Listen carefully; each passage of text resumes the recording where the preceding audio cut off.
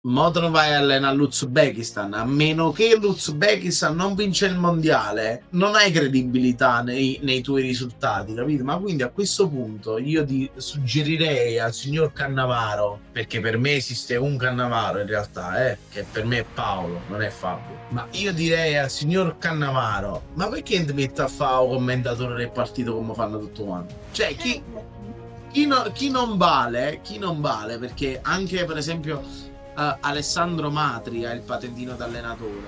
Però secondo me lui avrà il tiro non valgo come allenatore, quindi mi metto a fianco a Diletta Leotto, ogni tanto tu ci guarda la zizza, ogni tanto ci guardo tu e commento le partite.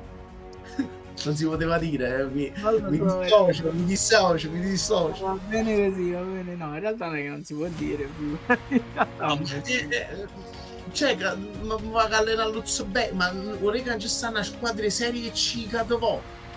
Però se tu dici, no, ti fai pure i vizi è difficile.